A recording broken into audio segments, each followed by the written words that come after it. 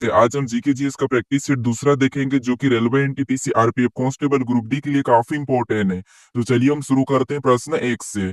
हमें पहला प्रश्न दिया है। प्रश्न कह रहा है कि निम्नलिखित में से कौन सा नृत्य राधा और कृष्णा की रासलीला पर आधारित है। ऑप्शन में दिया है मणिपुरी नृत्य, सत्रिया नृत्य, कथक या फिर मोहिनीअट्टम। तो जो राधा कृष्णा की रासलीला पर आधारित है वो है मणिपुरी नृत्य। तो ऑप्शन नंबर ए हमारा इस प्रश्न का सही जवाब होगा। ठीक है, अब ये जो मणिपुरी नृत्य कहाँ का है, तो ये है मणिपुर का है। ठीक है, अगर हम यहाँ पर सत्रिया की बात करेंगे तो ये कहाँ का, तो ये हमारा असम का है। उसके बाद यहाँ पर कथक की बात करते तो कथक कहाँ का है, तो ये हमारा उत्तर प्रदेश या फिर उत्तर भारत का। ठीक है, अगर हम यहाँ पर मोहिनीअट्टम की बात करें तो ये कहाँ का, तो ये हमारा केरल का है। ठीक है, तो ऑप्शन नंबर ए हमारा इस प्रश्न का सही जवाब हो जाएगा। अब चलिए हम बढ़ते हैं प्रश्न 2 पे। अब दूसरे नंबर का प्रश्न दिया है। अब प्रश्न कह रहा है कि निम्नलिखित में से किस ग्रह का कोई उपग्रह नहीं है। ठीक है, प्रश्न कह रहा है कि निम्नलिखित में से ऐसा कौन सा ग्रह है जिसका कोई भी उपग्रह नहीं है। ठीक है, ऑप्शन में दिया है शनि, दिया है शुक्र, दिया है यूरेनस और बृहस्पति। तो देखिए सौरमंडल में हमने कितने 8 ग्रह पढ़े थे। ठीक है, कितने 8 ग्रह है। उसके जो पहले 4 ग्रह वो कौन से, तो वो है आंतरिक या पार्थिव ग्रह। ठीक है, और दूसरे जो 4 ग्रह वो कौन से, बाह्य या फिर जोविनियर। ठीक है, तो अब देखिए यहाँ पर जो पहले 4 ग्रह कौन कौन से हैं, तो आपको हो गया बुध हो जाएगा, उसके बाद शुक्र हो जाएगा, उसके बाद तीसरा हमारा पृथ्वी और चौथा मंगल। ठीक है, ये जो 4 ग्रह ये कौन से, ये हमारे आंतरिक या फिर पार्थिव ग्रह है। ठीक है, कौन से, आंतरिक या पार्थिव। और दूसरे हमारे 4 ग्रह जैसे बृहस्पति हो गया, बृहस्पति के बाद शनि, और शनि के बाद होगा हमारा अरुण, और अरुण के बाद वरुण। ठीक है, ये कौन से, तो ये हमारे बाह्य ग्रह है, यानी कि हमारे कौन से, तो ये हमारे जुपिटर। ठीक है, अब देखिए हमें यहाँ पर प्रश्न पूछ रहा है कि निम्नलिखित में से किस ग्रह का कोई भी उपग्रह नहीं है। तो सौरमंडल में 2 ग्रह ऐसे हैं जिसके कोई भी उपग्रह नहीं है, तो वो कौन कौन से हैं? तो वो हमारे यहाँ पर बुध और शुक्र जो ऐसे हैं जिनके कोई भी उपग्रह नहीं है। ठीक है, तो ऑप्शन में देखिए बुध या शुक्र, तो हमें ऑप्शन नंबर यहाँ पर बी में दिया है शुक्र। तो ऑप्शन नंबर बी हमारा इस प्रश्न का सही जवाब होगा। ठीक है, जो सबसे ज्यादा किसके उपग्रह है, तो सबसे ज्यादा जो उपग्रह है वो है शनि के। ठीक है, शनि के सबसे ज्यादा उपग्रह है। ठीक है, और मैं आपको पिछली वीडियो में बताया था कि सबसे गर्म ग्रह कौन सा है, तो वो शुक्र है। ठीक है, मैं आपको सही से वहां पर बुध बताया था, लेकिन जो शुक्र है ये सबसे गर्म ग्रह है। ठीक है, अब चलिए हम बढ़ते हैं प्रश्न 3 पे। अब तीसरे नंबर का प्रश्न दिया है। अब प्रश्न कह रहा है कि महाराष्ट्र की महिलाओं द्वारा कौन सा नृत्य किया जाता है। ठीक है, तो ऑप्शन में दिया है बिहू नृत्य, घूमर, लावणी या फिर भांगड़ा नृत्य। ठीक है, तो महाराष्ट्र की महिला द्वारा जो नृत्य किया जाता है वो है लावणी नृत्य। ऑप्शन नंबर सी हमारा इस प्रश्न का सही जवाब होगा। ठीक है, अगर हम यहाँ पर बिहू नृत्य की बात करते हैं तो ये कहाँ का है, तो बिहू हमारा असम का है। ठीक है, कहाँ का है, असम का। अगर हम यहाँ पर घूमर की बात करते हैं तो घूमर हमारा कहाँ का है, तो ये हमारा राजस्थान का। ठीक है, ये हमारा कहाँ का है, असम का, और घूमर हमारा राजस्थान का है। और यहाँ पर हम भांगड़ा नृत्य की बात करें तो ये कहाँ का, तो भांगड़ा हमारे यहाँ पर पंजाब का है। ठीक है, कहाँ का है, पंजाब का है। ठीक है, तो ऑप्शन नंबर हमारे यहाँ पर सी वाला सही जवाब होगा जो कि लावणी नृत्य। अब चलिए हम बढ़ते हैं प्रश्न 4 पे। और 4 नंबर का प्रश्न दिया है। अब प्रश्न कह रहा है कि जाकिर हुसैन का संबंध किस वाद्य यंत्र से। ठीक है, यानी जो जाकिर हुसैन है इसका संबंध किस वाद्य यंत्र से, ये प्रश्न हमें पूछ रहा है। ऑप्शन में दिया है गिटार, दिया है वायलिन, दिया है शहनाई, दिया और तबला दिया है। तो जाकिर हुसैन है, ठीक है, इसका संबंध किससे, तो इसका संबंध है ऑप्शन नंबर डी तबला से। ठीक है, किससे, तबला से। तो ऑप्शन नंबर डी हमारा इस प्रश्न यहाँ पर सही जवाब होगा। ठीक है, अगर हम यहाँ पर जाकिर हुसैन की बात करें, ठीक है, तो जाकिर हुसैन को हाल ही में, ठीक है, हाल ही में 2023 में, ठीक है, कब 2023 में इसको जो राष्ट्रपति है, ठीक है, राष्ट्रपति द्रौपदी मुर्मू, उसके द्वारा इसको यहाँ पर क्या किया था, तो इसको यहाँ पर पद्म विभूषण, ठीक है, पद्म विभूषण से सम्मानित किया गया था। ठीक है, तो ऑप्शन नंबर डी हमारा इस प्रश्न का सही जवाब होगा तबला। अब चलिए हम बढ़ते हैं प्रश्न 5 पे। 5 नंबर का प्रश्न दिया है। अब प्रश्न कह रहा है कि विधान चंद्र रॉय पुरस्कार किस विषय में दिया जाता है। ठीक है, विधान चंद्र रॉय पुरस्कार किस विषय में दिया जाता है, ये प्रश्न हमें पूछ रहा है। ठीक है, तो ऑप्शन में दिया हमें यहाँ पर कानून दिया है, वास्तुकला दिया है, खेल दिया और दवा दिया है। ठीक है, तो जो विधान चंद्र रॉय पुरस्कार ये हमें दवा के क्षेत्र में दिया जाता है। तो ऑप्शन नंबर डी हमारा इस प्रश्न का सही जवाब होगा। ठीक है, तो जो विधान चंद्र रॉय ये क्या था, तो ये एक डॉक्टर था, इसके नाम पर ये पुरस्कार दिया जाता है। ठीक है, तो ऑप्शन नंबर डी हमारा इस प्रश्न का सही जवाब होगा। अब चलिए हम बढ़ते हैं प्रश्न 6 पे। अब 6 नंबर का प्रश्न दिया है। अब प्रश्न कह रहा है कि हॉर्नबिल महोत्सव कितने दिनों के लिए आयोजित किया जाता है। हॉर्नबिल महोत्सव है जो कितने दिनों के लिए आयोजित किया जाता है, ये हमें प्रश्न पूछ रहा है। ठीक है, तो देखिए जो हॉर्नबिल महोत्सव ये 10 दिनों के लिए आयोजित किया जाता है। तो ऑप्शन नंबर बी हमारा इस प्रश्न का सही जवाब हो जाएगा। ठीक है, अब ये कब से कब तक किया जाता है, तो ये 1 दिसंबर से 10 दिसंबर के बीच किया जाता है। ठीक है, ये 10 दिन के लिए। ठीक है, अब ये हॉर्नबिल महोत्सव ये कहाँ का है, तो आपको होगा ये हमारा नागालैंड का है। ठीक है, कहाँ का है, नागालैंड का है, तो हमारा यहाँ पर नागालैंड होगा। ठीक है, अब जो हॉर्नबिल महोत्सव है, ठीक है, इसका नाम किसके ऊपर रखा है? तो ये हॉर्नबिल पक्षी के ऊपर रखा है, ठीक है। तो यहाँ पर हमारा ऑप्शन नंबर बी हमारा इस प्रश्न का सही जवाब हो जाएगा। कहाँ का है? तो ये नागालैंड का है। इसका नाम किसके ऊपर रखा? तो ये हमारा हॉर्नबिल पक्षी के नाम से रखा गया है, ठीक है। इसको त्योहारों का त्योहार भी कहा जाता है। हॉर्नबिल को क्या कहा जाता है? त्योहारों का त्योहार भी कहा जाता है, ठीक है। अब चलिए हम बढ़ते हैं प्रश्न 7 पे। अब 7 नंबर का प्रश्न दिया है। अब प्रश्न करे कि चेंजेस अनुसूचित जनजाति भारत के किस राज्य से संबंधित है? ये हमें प्रश्न पूछ रहा है, ठीक है। तो जो चेंजेस अनुसूचित जनजाति ये हमारी तेलंगाना से संबंधित है, ठीक है। तो ऑप्शन नंबर डी हमारा इस प्रश्न का सही जवाब हो जाएगा, ठीक है। इससे देखिए चेंजेस लोग क्या करते हैं? चेंचू भाषा बोलते हैं, ठीक है। चेंजेस लोग क्या करते हैं? चेंचू भाषा बोलते हैं। अगर आपको तेलंगाना नहीं मिले तो आपको फिर यहाँ पर बताना या तो उड़ीसा, उड़ीसा के बाद आपको और मिलेगा आंध्र प्रदेश, या फिर आपको यहाँ पर मिल सकता है आंध्र प्रदेश के बाद कर्नाटक भी, ठीक है। कौन सा? कर्नाटक भी। तो 3 अन्य राज्य ये भी आप याद कर लेना, जैसे तेलंगाना हो गया, उड़ीसा, आंध्र प्रदेश और कर्नाटक, ठीक है। तो हमारा ऑप्शन नंबर डी इस प्रश्न का सही जवाब होगा। अब चलिए हम बढ़ते हैं प्रश्न 8 पे। अब 8 नंबर का प्रश्न दिया है। अब प्रश्न कह रहा है कि बराबर की गुफाएं निम्नलिखित में से किस राज्य में स्थित है? जो बराबर की गुफाएं ये निम्नलिखित में से किस राज्य में स्थित है? ये प्रश्न हमें पूछ रहा है। तो देखिए हमें ऑप्शन में दिया महाराष्ट्र, मध्य प्रदेश, बिहार और गुजरात। तो जो बराबर की गुफा है, ठीक है, ये कहाँ पर है? तो देखिए आप हम अपनी ओर से भी ऑप्शन लगाने की कोशिश कर, हम यहाँ पर एमसीक्यू सोल्व कर रहे हैं, ठीक है। और देखिए आपको अगर ये वीडियो अच्छा लग रहा है तो वीडियो को जरूर लाइक करें, और चैनल पर अगर नए हो तो इस चैनल को जरूर सब्सक्राइब करके रख लीजिए, ठीक है। अब देखिए आपको मैं रीजनिंग का भी वीडियो बहुत जल्दी बताने वाला हूँ, जो कि railway NTPC RPF constable group D के लिए होने वाला है, इंपॉर्टेंट, ठीक है। 30 से 35 क्वेश्चन रहने वाले हैं। तो यहाँ पर हमें क्या पूछ रहा है कि बराबर की गुफाएं किस राज्य में स्थित है? तो ये हमारे बिहार में स्थित है। तो ऑप्शन नंबर हमारा यहाँ पर सी वाला सही जवाब होगा, ठीक है। अगर हम यहाँ पर महाराष्ट्र की बात करते हैं तो मोटा मोटा महाराष्ट्र में कौन सी गुफा है? तो एलोरा की गुफाएं इंपोर्टेंट है, ठीक है। और यहाँ पर मध्य प्रदेश की बात करते हैं तो भीम बेटिकाई की गुफाएं इंपोर्टेंट है, ठीक है। तो हमारा ऑप्शन नंबर सी इस प्रश्न का सही जवाब होगा।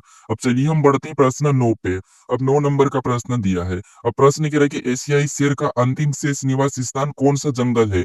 यानी जो एशियाई शेर है, ठीक है, जिसको मोदी जी हमारे भारत में लाया था, इनका अंतिम शेष निवास किस जंगल में है? ये प्रश्न हमें पूछ रहा है। तो इसका सही जवाब होगा गिर वन, ठीक है। ऑप्शन नंबर ए हमारा इस प्रश्न का सही जवाब होगा गिर वन। अब ये गिर वन कहाँ पर है? तो गिर वन हमारे यहाँ पर गुजरात में है, ठीक है। कहाँ पर है? गुजरात में है। यहाँ पर एशियाई शेर की मृत्यु हो गई थी, ठीक है। अगर हम यहाँ पर मोलाई की बात करें तो मोलाई कहाँ का है? तो मोलाई हमारा यहाँ पर देखिए जो मोलाई वन है, ठीक है, ये कहाँ का है? तो मोलाई वन की बात करते तो मोलाई हमारा यहाँ पर देखिए असम का है, ठीक है, ये हमारा असम का है। उसके बाद अगर हम कुकरेल की बात करते ये कहाँ का है? तो ये हमारा उत्तर प्रदेश का, यूपी का है, ठीक है। अगर हम बेटू कपूर की बात करते तो ये कहाँ का है? तो ये हमारा पश्चिम बंगाल का, ठीक है, ये कहाँ का है? पश्चिम बंगाल का। तो ऑप्शन नंबर हमारे यहाँ पर ए वाला सही जवाब होगा गिर वन, ठीक है, जो कि गुजरात में है। अब चलिए हम बढ़ते हैं प्रश्न 10 पे। अब 10 नंबर का प्रश्न दिया है। अब प्रश्न करे कि भारत का राष्ट्रीय खेल किस दिवस को मनाया जाता है, ठीक है। तो भारत का जो राष्ट्रीय खेल किस दिवस को मनाया जाता है, ये हमें प्रश्न पूछ रहा है। तो देखिए ऑप्शन में दिया 15 अगस्त, 26 जनवरी, 30 जनवरी या फिर 29 अगस्त। तो जो भारत का राष्ट्रीय खेल है, ठीक है, ये कब मनाया जाता है? तो ये मनाया जाता है 29 अगस्त को। कब? 29 अगस्त। तो ऑप्शन नंबर डी हमारा इस प्रश्न का सही जवाब हो जाएगा, ठीक है। अगर हम यहाँ पर बात करते 15 अगस्त की, तो आपको पता है यहाँ पर स्वतंत्र दिवस मनाया जाता है, और 26 जनवरी को गणतंत्र दिवस मनाया जाता है, और 30 जनवरी को शहीद दिवस मनाया जाता है, ठीक है। कौन सा? शहीद दिवस। तो अब देखिए 15 अगस्त आपको पता है स्वतंत्र दिवस, 26 जनवरी गणतंत्र दिवस, और 30 जनवरी को शहीद दिवस, ठीक है। अब जो 29 अगस्त को जो राष्ट्रीय खेल दिवस मनाया जाता है, ये किसकी जयंती पर मनाया जाता है? तो आपको पता होना चाहिए मेजर ध्यानचंद की जयंती पर, ठीक है। तो मेजर मेजर ध्यानचंद का जन्म कब हुआ था? 29 अगस्त 1905 को, ठीक है। कब हुआ था? 29 अगस्त 1905 को हुआ था, और इसी की जयंती पर ये हमारा राष्ट्रीय खेल दिवस मनाया जाता है, ठीक है, भारत में। अगर हम यहाँ पर मेजर ध्यानचंद की बात करते हैं, तो जो मेजर ध्यानचंद है, ठीक है, इसको हॉकी का जादूगर भी कहा जाता है, ठीक है। क्या कहा जाता है?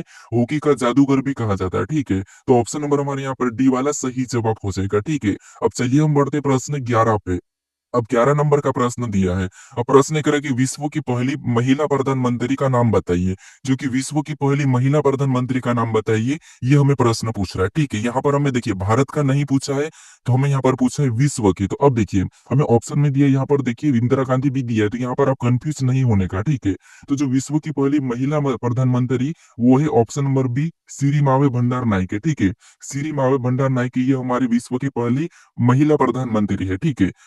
पहली महिला प्रधानमंत्री थी। तो ऑप्शन नंबर हमारे यहाँ पर बी वाला सही जवाब होगा। अगर हम यहाँ पर इंदिरा गांधी की बात करते हैं, ठीक है, तो इंदिरा गांधी कौन है? तो ये भारत की पहली हमारी क्या है, महिला प्रधानमंत्री एकमात्र अब तक की कौन है, तो इंदिरा गांधी है, ठीक है। ये भारत की पहली महिला प्रधानमंत्री कौन है, इंदिरा गांधी। लेकिन विश्व की बात करें तो श्रीमावे भंडारनायके, ये ऑप्शन नंबर हमारा बी वाला यहाँ पर सही जवाब होगा, ठीक है। तो आपको यहाँ पर विश्व पूछो कि भारत पूछा, ये भी ध्यान रखना है, ठीक है। अब चलिए हम बढ़ते हैं प्रश्न 12 पे। अब 12 नंबर का प्रश्न दिया है। अब प्रश्न कह रहा है कि निम्नलिखित में से कौन सी एशिया की सबसे बड़ी घाटी है। हमें यहाँ पर पूछ रहा है कि निम्नलिखित में से कौन सी एशिया की सबसे बड़ी घाटी है, ठीक है। तो ऑप्शन में दिया है अलाई घाटी, डांग घाटी, चुई घाटी, फरगन्ना घाटी, ठीक है। तो इसका यहाँ पर सही जवाब होगा डांग घाटी, ठीक है। ऑप्शन नंबर 20 प्रश्न का सही जवाब होगा, जो कि एशिया की सबसे बड़ी घाटी कौन सी है, तो वो डांग घाटी है, ठीक है। अगर हम यहाँ पर बाकी घाटी की बात करते हैं तो बाकी भी घाटी जो है किर्गिस्तान की है, ठीक है। जैसे ये भी किर्गिस्तान की है, ये भी हमारी किर्गिस्तान की है, फरगना ये भी किर्गिस्तान की है, ठीक है। तो जो हमारी एशिया की सबसे बड़ी घाटी ये कौन सी है, तो ये हमारी डांग घाटी है। तो ऑप्शन नंबर बी हमारा इस प्रश्न का सही जवाब हो जाएगा। अब चलिए हम बढ़ते हैं प्रश्न 13 पे। अब 13 नंबर का प्रश्न दिया है। अब प्रश्न कह रहा है कि प्रथम पैरा ओलंपिक गेम्स कहाँ आयोजित किए गए थे। यानी जो प्रथम पैरा ओलंपिक गेम हुए थे वो कहाँ आयोजित किए गए थे, ये हमें प्रश्न पूछ रहा है, ठीक है। तो देखिए जो पैरा ओलंपिक गेम ये किन खिलाड़ी के लिए, तो आपको पता होना चाहिए विकलांग के, ठीक है। ये विशेष प्रकार विकलांग के लिए, किसके लिए, विकलांग के लिए पैरा ओलंपिक होता है, ठीक है। अब ये सबसे पहला कब आयोजित हुआ था, तो पहला कहाँ पर आयोजित हुआ था, तो ये रोम में हुआ था। तो ऑप्शन नंबर हमारे यहाँ पर कौन सा वाला, बी वाला सही जवाब होगा, ठीक है। कौन सा, ऑप्शन नंबर बी। लगभग सन पूछे तो सन इसका होगा 1960। कब होगा, 1960 में हुआ था ये आयोजित, ठीक है। इनके लिए, तो ये विकलांग के लिए पैरा ओलंपिक, किसके लिए, विकलांग के लिए है। तो ये रोम में हुआ था। तो ऑप्शन नंबर बी हमारा इस प्रश्न का सही जवाब हो जाएगा, ठीक है। अब चलिए हम बढ़ते हैं प्रश्न 14 पे। अब 14 नंबर का प्रश्न दिया है। अब प्रश्न करे कि भारत में मतदान की आयु कब घटाकर 18 वर्ष कर दी गई थी, ठीक है। यानी 21 से घटाकर 18 वर्ष कब कर दी गई थी, ये हमें प्रश्न पूछ रहा है, ठीक है। तो इसका सही जवाब होगा 1989। ऑप्शन नंबर 20 प्रश्न का सही जवाब होगा, ठीक है। 1989 में 21 से घटाकर 18 कर दी, ठीक है। अगर आपको इसकी डेट पूछे तो डेट आपको बताना है 28 मार्च, ठीक है। क्या बताना है, 28 मार्च, ठीक है। अगर आपको डेट पूछ ले तो, डेट पूछे तो 28 मार्च 1989, ठीक है। तो ये 21 से घटाकर 18 कर दी थी कब, तो 1990 में कर दी, ठीक है। तो ऑप्शन नंबर बी हमारा इस प्रश्न का यहाँ पर सही जवाब हो जाएगा। अब चलिए हम बढ़ते प्रश्न 15 पे। अब 15 नंबर का प्रश्न दिया है और प्रश्न कह रहा है कि निम्नलिखित में से प्राचीन भारत की कौन सी लिपि दाई से बाई ओर लिखी जाती है। यहाँ पर ये कह रहा है कि निम्नलिखित में से कौन सी प्राचीन भारत की लिपि जो दाई से बाई ओर लिखी जाती है, ठीक है। हम क्या करते हैं, अभी बाई ओर से लिख के दाई ओर जाते हैं, ठीक है। और यहाँ पर जो प्राचीन भारत की लिपि वो क्या करती थी, वो दाई ओर से यहाँ पर लिखकर बाई ओर लिखी जाती थी। तो वो कौन सी भाषा, यानी कि कौन सी लिपि, ये प्रश्न हमें पूछ रहा है। तो देखिए इसका सही जवाब होगा ऑप्शन नंबर सी, खरोष्टी, ठीक है। कौन सी, खरोष्टी, जो कि दाई से बाई ओर लिखी जाती है, ठीक है। तो हमारा ऑप्शन नंबर यहाँ पर सी वाला सही जवाब हो जाएगा। अब चलिए हम बढ़ते हैं प्रश्न 16 पे। अब 16 नंबर का प्रश्न दिया है। अब प्रश्न कह रहा है कि यहाँ पर तराइन का द्वितीय युद्ध कब लड़ा गया था, ठीक है। तराइन का द्वितीय युद्ध कब लड़ा गया था, ये हमें प्रश्न पूछ रहा है। अगर आपको तराइन का प्रथम युद्ध पता होगा तो आप द्वितीय आसानी से बता दोगे, ठीक है। तो जो तराइन का द्वितीय युद्ध कब लड़ा गया था, ये तो 1192 में लड़ा गया था। तो ऑप्शन नंबर सी हमारा इस प्रश्न का सही जवाब होगा, ठीक है। इसका प्रथम युद्ध कब लड़ा गया था, तो प्रथम युद्ध लड़ा गया था 1191 में। तो अब 1191 में प्रथम युद्ध लड़ा गया था। तो जो प्रथम युद्ध लड़ा वो किन के बीच लड़ा गया था, तो पृथ्वीराज चौहान और मोहम्मद गोरी के बीच में, ठीक है। तो जब विजय कौन हुआ था, जब वहां पर हुआ था पृथ्वीराज चौहान यहाँ पर जीते थे, ठीक है। ये विजय हुआ था। अगर हम यहाँ पर द्वितीय युद्ध की बात करते तो वहां पर भी द्वितीय युद्ध भी पृथ्वीराज चौहान और मोहम्मद गोरी के बीच में ही लड़ा गया था, दूसरा युद्ध, ठीक है। उसमें कौन विजय हुआ, तो वहां पर हुआ था मोहम्मद गोरी विजय हुआ था, ठीक है। पहले युद्ध में कौन, तो यहाँ पर पृथ्वीराज चौहान मतलब विजय हुआ था, और दूसरे युद्ध में कौन, तो वो मोहम्मद गोरी हुआ था, ठीक है। तो तराइन का पहला युद्ध 1151 और दूसरा युद्ध 1192, ठीक है। तो ऑप्शन नंबर सी हमारा इस प्रश्न का सही जवाब हो जाएगा। अब चलिए हम बढ़ते हैं प्रश्न 17 पे। अब 17 नंबर का प्रश्न दिया है। अब प्रश्न करे कि जलियांवाला बाग हत्याकांड कब किस स्थान पर हुआ था, ठीक है। यहाँ पर कह रहा है कि जलियांवाला बाग हत्याकांड कब और किस स्थान पर हुआ था, ये हमें प्रश्न पूछ रहा था। तो इससे पहले वाले प्रैक्टिस सेट हमने देखा था कि उसमें जो जलियांवाला बाग हत्याकांड का जो जिम्मेदार वो कौन है, हमने ये भी देखा था। तो वो कौन था, वो जनरल डायर था, ठीक है। इसका जिम्मेदार कौन था, जनरल डायर था, ये हमने पढ़ लिया था। उसके बाद हमने ये भी देखा था कि जलियांवाला बाग हत्याकांड में जो अपनी नाइटहुड की उपाधि त्याग दी थी, वो किसने त्याग दी थी, ये भी हमने देखा था। तो वो रविंद्रनाथ टैगोर ने त्याग दी थी कि उपाधि किसने त्यागी थी, नाइटहुड की। नाइटहुड की उपाधि किसने टांगी थी? तो वो थी रविंद्रनाथ टैगोर ने, ठीक है। अब यहाँ पर प्रश्न करा कि जलियांवाला बाग हत्याकांड कब और किस स्थान पर हुआ था, ठीक है। तो हमने यहाँ पर जलियांवाला से रिलेटेड 3-4 प्रश्न तो कवर कर लिए। अब इसका सही जवाब होगा 13 अप्रैल 1919 अमृतसर में हुआ था, ठीक है। अमृतसर कहाँ पर? तो ये हमारा पंजाब में है, ठीक है। तो ऑप्शन नंबर ए हमारा इस प्रश्न का यहाँ पर सही जवाब होगा, ठीक है। तो जलियांवाला बाग का हत्याकांड का जिम्मेदार कौन है? तो जनरल डायर है। ये इसमें नाइटहुड की उपाधि किसने त्यागी थी? तो वो है रविंद्रनाथ टैगोर, याद रखना, ठीक है। और कब हुआ था? तो 13 अप्रैल 1919 को हुआ था, ठीक है। अब चलिए हम बढ़ते हैं प्रश्न 18 पे। अब 18 नंबर का प्रश्न दिया है। अब प्रश्न कह रहा है कि निम्नलिखित में से कौन सी नदी का उद्गम राजस्थान में है, ठीक है। यहाँ पर कह रहा है कि निम्नलिखित में से कौन सी नदी का उद्गम राजस्थान में ही, ये पर मैं प्रश्न पूछ रहा है। तो इसका सही जवाब हो जाएगा ऑप्शन नंबर सी, बनासकांठा, ठीक है। इसका उद्गम कहाँ पर है? राजस्थान में, अरावली पहाड़ी में, ठीक है। बाकी अगर हम माही नदी की बात करते हैं तो जो माही, ये हमारी धार जिले की, ठीक है, मध्य प्रदेश में धार जिले की विंध्याचल पहाड़ी से मतलब निकलते हैं, ठीक है। ये एमपी की है, ये भी हमारे एमपी की, जो कि मुल्ताई से, ठीक है। उसके बाद नेपाल की बात करें तो ये मेकाल पर्वत श्रेणी अमरकंटक से निकलती थी, ये भी हमारी मध्य प्रदेश से ही, ठीक है। ये हमारी बनास हो जाएगी, हमारा ऑप्शन नंबर सी इस प्रश्न का सही जवाब होगा। अब चलिए हम बढ़ते हैं प्रश्न 19 पे। अब 19 नंबर का प्रश्न दिया है। अब प्रश्न कह रहा है कि निम्नलिखित में से कौन सी भारत की सबसे बड़ी प्रायद्वीपीय नदी है, ठीक है। अब देखिए, आपको पता है जीके जीएस एक ऐसा सब्जेक्ट है जो बहुत बड़ा है, ठीक है। जितना बड़ा उतना कम पड़ता है, तो इसीलिए आप क्या करना है, आपको डेली प्रैक्टिस करना चाहिए, एमसीक्यू लगाना चाहिए। अब यहाँ पर हम फिक्स ये नहीं कह सकते कि यही क्वेश्चन आएगा, अब पता नहीं कहाँ से क्वेश्चन आ सकता है। इसीलिए मैं आपको यहाँ पर इतिहास से क्वेश्चन दे रहा हूँ, भूगोल से दे रहा हूँ, अर्थव्यवस्था से दे रहा हूँ आपको, मैं यहाँ पर स्टैटिक जीके से दे रहा हूँ, सब कुछ आपको मैं मिक्स क्वेश्चन ला रहा हूँ, ठीक है। तो इसमें से आपको अच्छी तैयारी हो जाएगी कि मिक्स क्वेश्चन पढ़ना अच्छा है। अगर आप केवल की केवल इतिहास पढ़ोगे तो उसमें से मान लो इतिहास के आपको 3 क्वेश्चन परीक्षा में देखने को मिले और भूगोल के 2 मिले, ठीक है। मान लो स्टैटिक जीके के आपको लगभग 7 मिल गए, बाकी करंट से आपको 5 मिल गए। और भी अगर बात करते अर्थव्यवस्था की तो उसके भी 2 मिल गए। ऐसे करके आप अगर 20 क्वेश्चंस करते हो तो आपको देखिए, यहाँ पर हम मिक्स क्वेश्चन कर रहे तो आपको यहाँ पर लगभग लगभग एक दो प्रश्न की तैयारी हो जाती। लेकिन अगर आप इतिहास की तैयारी करोगे, यानी कि इतिहास ही पढ़ोगे केवल एक ही, तो उसमें फिर आपको यहाँ पर चांस कम रहता है, ठीक है। तो इसीलिए मैं जो मेरे प्रैक्टिस से चल रहे हैं, इसमें मैं आपको मिक्स दे रहा हूँ, ठीक है। जैसे कि 5-6 क्वेश्चन आपको इतिहास से मिलेंगे, 5-6 क्वेश्चन आपको भूगोल से मिलेंगे, फिर 7-8 क्वेश्चन आपको स्टैटिक जीके से मिलेंगे, उसके बाद आपको अर्थव्यवस्था से 3-4 क्वेश्चन, फिर आपको साइंस से भी 1-2 क्वेश्चन मिल जाएंगे, ठीक है। तो मैं आपको जैसे परीक्षाओं में जो पूछे जाते हैं ना मिक्स क्वेश्चन, वैसे ही ला रहा हूँ, ठीक है। तो इस प्रैक्टिस सेट को आप अपने दोस्तों तक भी ज्यादा से ज्यादा जरूर शेयर करिएगा, ठीक है। तो यहाँ पर हमें प्रश्न क्या पूछ रहा है कि निम्नलिखित में से कौन सी भारत की सबसे बड़ी प्रायद्वीपीय नदी है, ठीक है। तो वो हमारी ऑप्शन नंबर ए गोदावरी नदी है, ठीक है। ये ऑप्शन नंबर ए हमारा इस प्रश्न का सही जवाब होगा।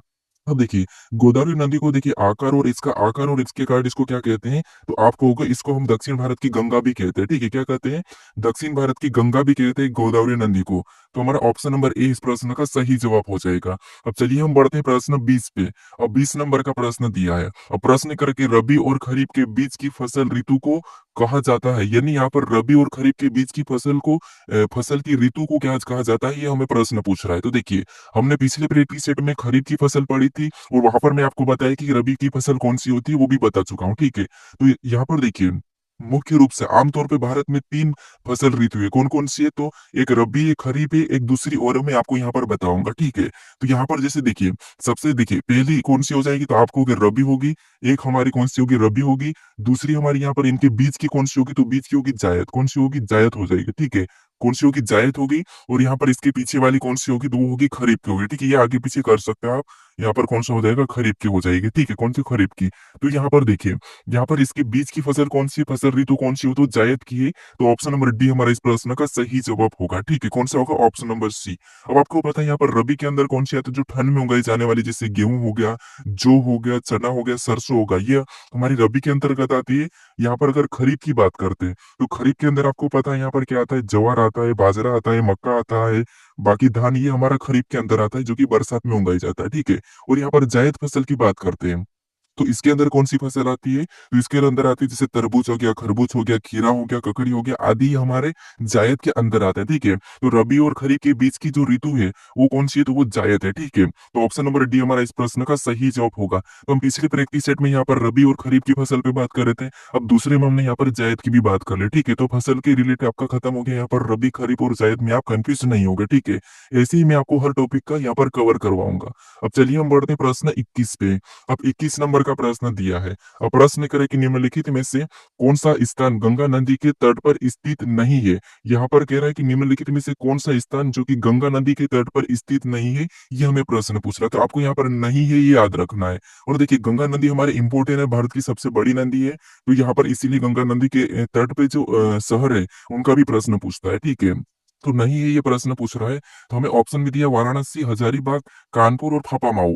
तो यहाँ पर देखिए हजारीबाग जो है ये इसके तट पर नहीं है, ठीक है, ये हमारा झारखंड का एक शहर है। क्या है, तो ये हमारा झारखंड का एक शहर है। तो ऑप्शन नंबर बी हमारे इस प्रश्न का सही जवाब होगा, ठीक है। बाकी यहाँ पर यूपी में वाराणसी है, कानपुर है, फाफामाऊ भी एक स्टेशन है, ठीक है। तो ऑप्शन नंबर बी हमारा ये जो कि हजारीबाग है, ये गंगा नदी के तट पे स्थित नहीं है, ठीक है। ये हमारा कहाँ पर है, तो झारखंड का एक शहर है। तो ऑप्शन नंबर बी हमारा इस प्रश्न का सही जवाब हो जाएगा। अब चलिए हम बढ़ते हैं प्रश्न 22 पे। अब 22 नंबर का प्रश्न दिया है और प्रश्न कह रहा है कि निम्नलिखित में से कौन सा विश्व का तीसरा सबसे ऊंचा पर्वत है, ठीक है। यहाँ पर कह रहा है कि निम्नलिखित में से कौन सा विश्व का तीसरा सबसे ऊंचा है। हमें यहाँ पर पूछा है तीसरा, याद रखना आपको यहाँ पर तीसरा सबसे ऊंचा पूछा है, ठीक है। तो देखिए अगर हम यहाँ पर पहले की बात करते तो पहला हमारा कौन सा है, तो आप कहोगे माउंट एवरेस्ट, यानी कि जो माउंट एवरेस्ट ये पहला है, ठीक है। अगर हम दूसरे की बात करते दूसरा कौन सा, तो दूसरा हमारा केटू है, ठीक है। ये केटू विश्व का दूसरा सबसे ऊंचा पर्वत है। और यहाँ पर हमें तीसरा पूछा है, तो तीसरा कौन सा है, तो वो कोई कंचनजंगा। कौन सा है, कंचनजंगा, तो ये हमारा तीसरा है। तो कभी भी आपको विश्व का पहला पूछे तो आप बताओगे माउंट एवरेस्ट, अगर आपको दूसरा पूछे तो केटू बताओगे, और तीसरा पूछे तो कंचनजंगा। तो ऑप्शन नंबर हमारे यहाँ पर बी वाला सही जवाब होगा, कंचनजंगा, ठीक है। तो ये याद रखना। अब चलिए हम बढ़ते हैं प्रश्न 23 पे। अब 23 नंबर का प्रश्न दिया है और प्रश्न कह रहा है कि एशिया की सबसे लंबी नदी का नाम क्या है, यानी एशिया की सबसे लंबी नदी कौन सी है, हमें ये प्रश्न हमें पूछ रहा है, ठीक है। अब कुछ स्टूडेंट मुझे कमेंट करेंगे कि देखिए सर आप जो जीके पढ़ा रहे हो या जीके पढ़ा रहे हो वहां से प्रश्न नहीं पूछेंगे या नहीं आएंगे, तो आप कैसे कह सकते हैं, आप बताओ। देखिए मैं जितने भी प्रश्न यहाँ पर ला रहा हूँ सारे के सारे प्रीवियस ईयर है, ठीक है, पिछली परीक्षाओं में पूछे जा रहे हैं। तो उसके हिसाब से मैं आपको चारों ऑप्शन की कुछ डिटेल भी बता रहा हूँ, ठीक है। मोटा मोटा आपको बता रहा हूँ कि ये यहाँ का है, उसके रिलेटेड बता रहा हूँ। तो आपको वीडियो देखना चाहिए, ताकि क्या पता आपके नंबर कभी भी आपके परीक्षाओं में प्रश्न फंस सकते हैं, इसलिए आपको पढ़ते रहना चाहिए। तो हमें यहाँ पर प्रश्न पूछ रहा है कि एशिया की सबसे लंबी नदी कौन सी है, ये हमें प्रश्न पूछ रहा है, ठीक है। तो इसका सही जवाब क्या होगा, यांगत्जे नदी, ऑप्शन नंबर बी, ठीक है। कौन सा होगा, यांगत्जे नदी, ऑप्शन नंबर बी, जो कि एशिया की सबसे बड़ी नदी है, ठीक है। अगर हम यहाँ पर बात करते हैं, जैसे अमेजन नदी दिया है, यहाँ पर नील नदी दिया है, तो नील तो हमारी क्या है, तो ये संसार की सबसे लंबी नदी है, ठीक है। ये हमारी संसार की सबसे लंबी नदी कौन सी होगी, तो वो होगी हमारी नील नदी, जो कि संसार की है, ठीक है। और एशिया की कौन सी, यांगत्जे। अगर हम भारत की बात करते हैं तो भारत की सबसे लंबी नदी कौन सी है, तो आप होगे भारत की गंगा नदी हो जाएगी, ठीक है। कौन सी होगी, गंगा नदी। देखिए सबसे बड़ी नदी सही से मैं गलत बताया था, यहाँ पर गंगा नदी सबसे लंबी नदी भारत की है, ठीक है। एशिया की यांगत्जे, और विश्व की पूछे तो आपको संसार की पूछे वो होगी नील नदी। तो यहाँ पर आपका 3 प्रश्न हो रहा है, ठीक है। पहला कौन सा, भारत की अगर पूछा आपको तो गंगा नदी सबसे लंबी है। अगर आपको एशिया की सबसे लंबी नदी पूछा तो वो कौन सी होगा, यांगत्जे नदी हो जाएगा। उसके बाद अगर आपको विश्व यानी कि संसार की पूछे तो वो होगी आपकी नील नदी, ठीक है। तो ये 3 प्रश्न आपके बन चुके हैं, ठीक है। अब चलिए हम बढ़ते हैं प्रश्न 24 पे।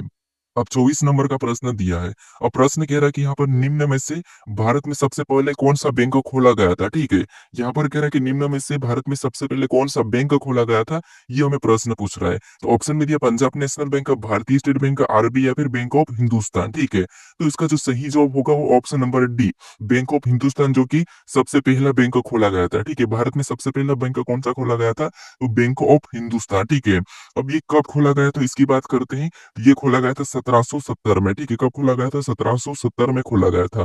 कब, 1770 में ये खोला गया था। कहाँ पर, तो कोलकाता में। कहाँ पर खोला गया था, तो ये हमारा कोलकाता में खोला गया था, ठीक है। कहाँ पर, कोलकाता में। अब इसको देखिए बंद भी कर दिया गया था। ये बंद कब हुआ था, तो ये बंद हुआ था 1832 में, ठीक है। कब बंद हुआ था, ये 1832 में इसको बंद कर दिया। खोला कब था, 1770 में, और बंद कब करा था, 1832 में। कहां पर खोला था, तो कोलकाता में, ठीक है। कौन सा बैंक का, तो बैंक ऑफ हिंदुस्तान, ठीक है। तो आपको यहाँ पर सन भी याद रखना है।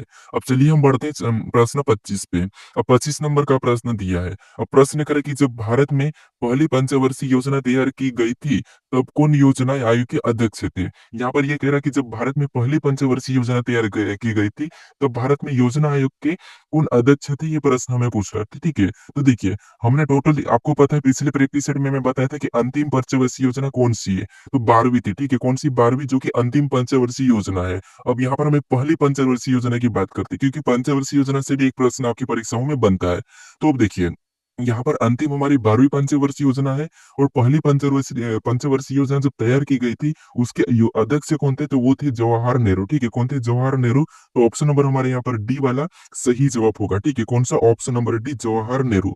अब देखिए, अब चलिए हम बढ़ते प्रश्न 26 पे। अब 26 नंबर का प्रश्न दिया है। अब प्रश्न कह रहा है कि निम्नलिखित में से पानी में घुलनशील विटामिन का चयन करें। यानी यहाँ पर देखिए हमारा साइंस का प्रश्न हमें कह रहा है कि पानी में घुलनशील विटामिन का चयन करें। तो देखिए, आपको पता है वसा और जल में घुलनशील कौन-कौन से विटामिन, ये आपको याद होना चाहिए, ठीक है? तो मैं आपको बताता हूँ, ठीक है? एक आपने यहाँ पर एक ट्रिक सुनी होगी कि गई भैंस पानी में। क्या बोलते हैं अपन? गई भैंस पानी में। गई भैंस पानी में मतलब बी और सी, ठीक है? क्या हो जाएगा? तो बी और सी। जैसे गई भैंस पानी में मतलब बी, भैंस बी और सी, गई भैंस पानी में। तो ये पानी में घुलनशील है, ठीक है? ये क्या हो जाएगा? तो ये हमारा पानी में घुलनशील हो जाएगा बी और सी। बाकी जितने भी ये सभी के सभी क्या है? वसा में घुलनशील है, ठीक है? बाकी जितने भी वो सभी के सभी क्या है? वसा में घुलनशील है। तो पानी में कौन से? बी और सी।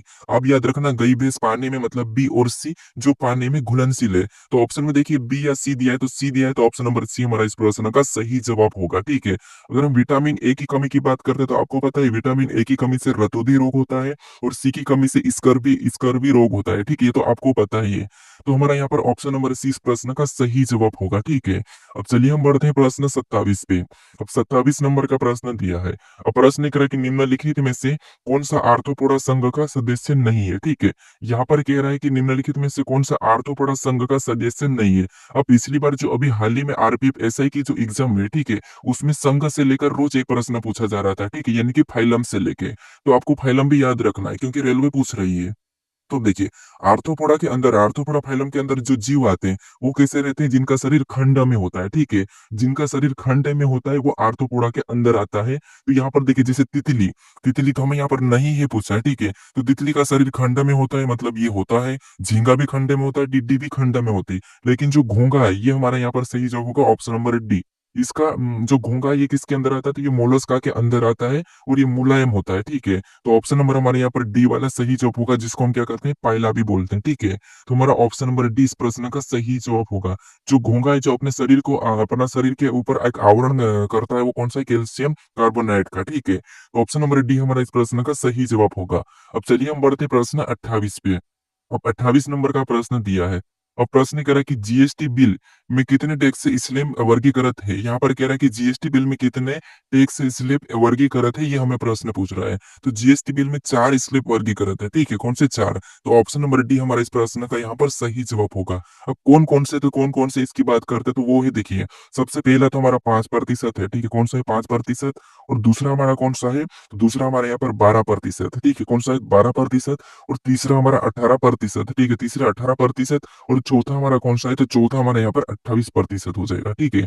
कौन सा होगा? 28%। तो जो 4 टैक्स स्लैब है, ठीक है? 4 टैक्स स्लैब है, तो ये याद रखना। पहला कौन सा? 5%, दूसरा 12%, 18 और 28, ठीक है? तो ऑप्शन नंबर डी हमारा इस प्रश्न का यहाँ पर सही जवाब होगा। जो सबसे ज्यादा बार यूज होता है वो कौन सा होता है? तो ये 18 और 12 सबसे ज्यादा बार यूज होता है, ठीक है? अब चलिए हम बढ़ते हैं प्रश्न 29 पे। अब 29 नंबर का प्रश्न दिया है।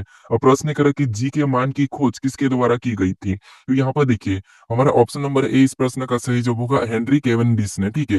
हेनरी कैवेंडिश ने जी के मान की खोज की थी, ठीक है? तो ऑप्शन नंबर हमारे यहाँ पर कौन सा होगा? ए वाला यहाँ पर सही जवाब हो जाएगा, ठीक है? अब चलिए हम बढ़ते हैं प्रश्न 30 पे। अब 30 नंबर का प्रश्न दिया है। अब प्रश्न करके मोबाइल चार्जर होता है, यानी जो एक मोबाइल चार्जर है, एक क्या होता है, ये हमें प्रश्न पूछ रहा है। तो यहाँ पर देखिए, जो मोबाइल चार्जर एक होता है, वो होता है एक अपचायी ट्रांसफार्मर। तो ऑप्शन नंबर डी इस प्रश्न का यहाँ पर सही जवाब होगा, एक अपचायी ट्रांसफार्मर, ठीक है? तो ऑप्शन नंबर डी हमारा इस प्रश्न का सही जवाब होगा। अब देखिए, अगर आप इससे पहले वाले प्रैक्टिस सेट को नहीं देखे हो, तो यहाँ पर क्लिक करके उसे जरूर देख लीजिए। अगर आप इस चैनल को अभी तक सब्सक्राइब नहीं करे, तो इस चैनल को भी जरूर सब्सक्राइब कर लीजिए, ठीक है? अब ये वीडियो आपको दूसरा प्रैक्टिस सेट जीके जीएस का कैसा लगा, ये मुझे कमेंट करके जरूर बताएं, ठीक है? आपने पहले वीडियो में भी अच्छा रिस्पॉन्स दिया है, वहां पर भी आपने कमेंट किया, मैं आपके कमेंट का लाइक भी किया हूँ। तो आप मुझे इसमें भी कमेंट करके बताइए कि ये प्रैक्टिस सेट आपको कैसा लगा है। अब चलिए हम मिलते हैं नेक्स्ट वीडियो में।